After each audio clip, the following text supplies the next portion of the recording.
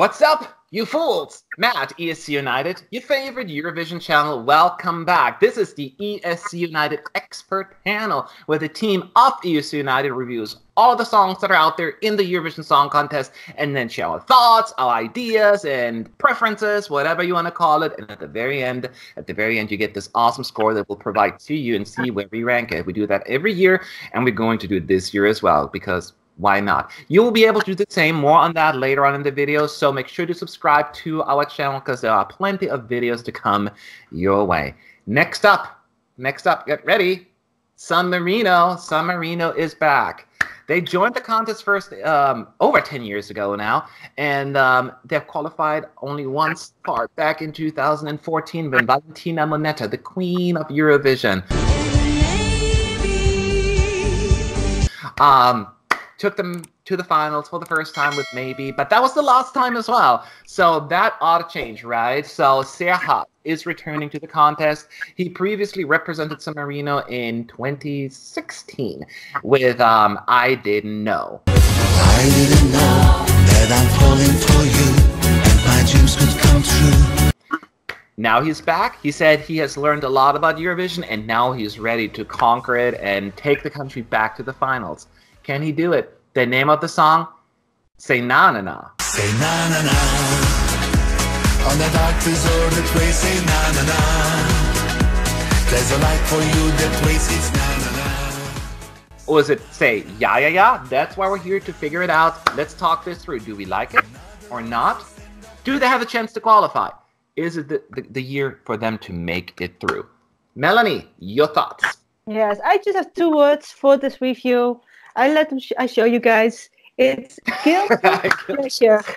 The only thing I wrote on my notes is just my guilty pleasure, and I'm a little bit ashamed that I love the song because it's like quality. It's just a fun song, and I think that the best thing about the song is Serhat. I think if anyone else will sing the song, I will say no, it's cheesy. It's so 2000, it's so 90s, it's so 80s. Why are you singing this song? But it's Serhat. Serhat knows how to deliver the songs. He done it with I Didn't Know. He's going to do it again. So, Serhat, I'm happy you're going this year to the lobby for San Marino. And I'm just cheering for you. I love you, Serhat. Team Serhat. Team Serhat. Okay, so a guilty pleasure for Melanie. Roy. Yeah, the risk with guilty pleasures is that some people will really love it and some people will not love it that much. I'm more in the second part of that. I will say when he performed his previous song, I liked that a little bit more. But also before the contest started, not everybody was hyped about that. And once it was delivered on stage, it really sold everyone. Well, everyone. It sold a lot of people that were hating the song. Still, there will be a lot of people watching the show that has never seen Serhat before or that's never heard his music. So I think that his chances to qualify are a bit slim. And yeah, it's just not entirely working for me. But it's still a fun song and not doing that much wrong, really. All right. Lauren. Yes, I definitely agree more with Roy here. I think every Euro fan secretly has a place in their heart for Serhat, and so for his song, we're just like, yay, he's back. But I think people who, again, turn on the TV or don't know who he previously represented, I think they're going to think, what are they thinking, San Marino? I mean, granted, in 2000, I believe, it was 16, right? Yes. When he was there, I was in the arena and I hated the song, and then in the arena, I was like, ooh, this is a winner, we're going to San Marino.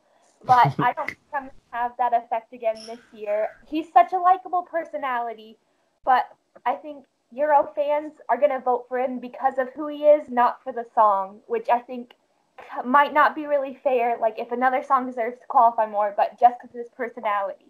I think people need to balance that out. I hate going last because you all took the words out of my mouth. First of all, Melanie, give me your book, Guilty Pleasure. I completely agree with you. And yes, it comes from a place of, love that I have for Serhat, but even putting that aside for a second, it's disco. You know, it takes you back, and I just enjoy that kind of music. It gives me like these. I love these like 80s songs, like "It's Raining Man" and all these. It just makes me happy. And "Say Na Na Na," when I heard the song title, I was like, "This is going to suck so bad." And then I listened to it. Oh my god, I can't help it. I like it. I like it. And I'm not the one saying I'm just going to like it because it's Serhat. Because when Valentina returned a couple of years ago with "Spirit of the Night," as much as I was so glad she was back, I was like, the song is as much as I love her. But I genuinely enjoy "Say Na Na Na," and it is true. Serhat has a very unique personality, and his charisma is really what makes that song probably will stand out. It happened with "I Didn't Know." Even though it didn't qualify, it did way better than a lot of people anticipated. And I could see something similar happening this year. I do think that I'm not counting him out. It's going to be an uphill battle for him. Let's be real here, right? This is not a sure qualifier, but this could be a borderline qualifier. It is in a semi where I think he has a better shot. If he was in the second semi, that would be a different story. But I do think that the first one, it's not just less competitive from a musical perspective, but just I find the first semi being very even keel when it comes to friendly voting. There's not a lot of friendly voting going on because the allocation really worked in the first semi. So San Marino will not have as much of a disadvantage not having as many friends there. And it is true, he has a certain person. I met him in 2016. And I'd say he's very intense in a good way. Like, he is in the moment. He talks to you in an interview. I did not want to look away because he was looking you in the eyes and was like, so mad, da da da da da. I'm like, okay, we're done answering the question. Next question, you don't look away.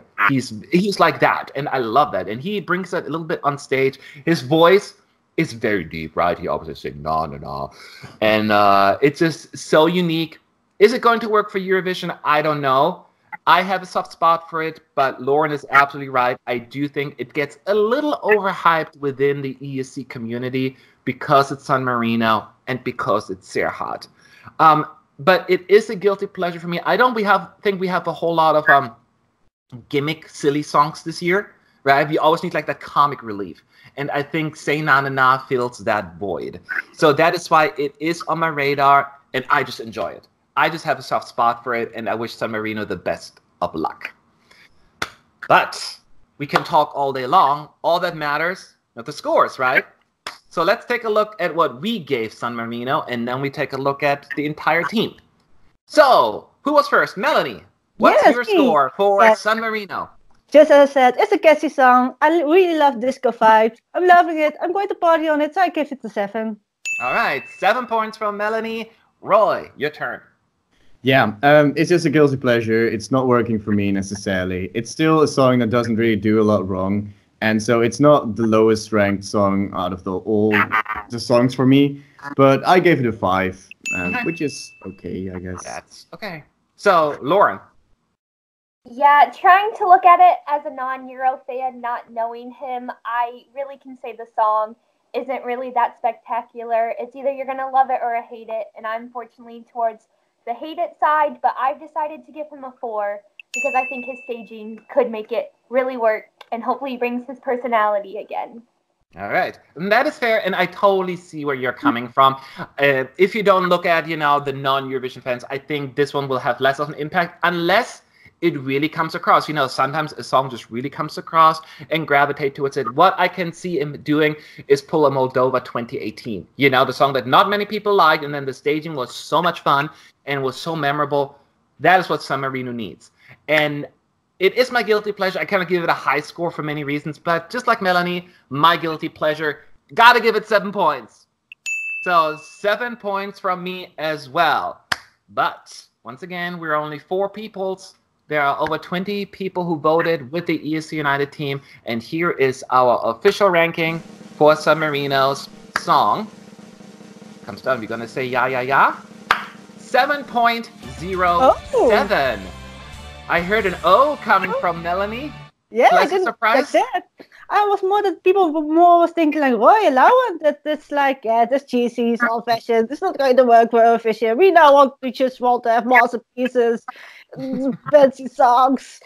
No, people like me. So I'm feeling better now. That is not only my only guilty pleasure. There's more people thinking from, okay, Serhat is doing a good job on here. So I'm happy. Yeah, no, I'm happy about that too. But to Lauren's point, do you think that some of them are really more like because they love Serhat so much in San Marino that they are a little biased towards that one, Lauren? Do you think that could be?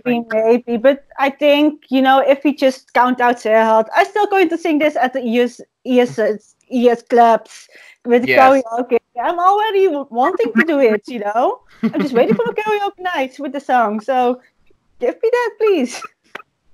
It's going to be so much fun. It's going to be so much fun. I know. I don't even care what it ends up, whether it's going to be last in the semifinals or qualifies. I'm just glad it's there, and we wish San Marino the best of luck. Who knows what's going to happen? Anyway, these are just our thoughts. What do you think, where it's going to end up? Leave your scores, by the way, in our poll. You can vote. It's in the description box. You can see all the other countries that we have reviewed so far, and all the individual scores that we have given, so that you don't think I just made this up. We're very transparent like that. So once again, good luck to San Marino. Thank you for watching. We are on to the next video. So thanks again. Have a good day.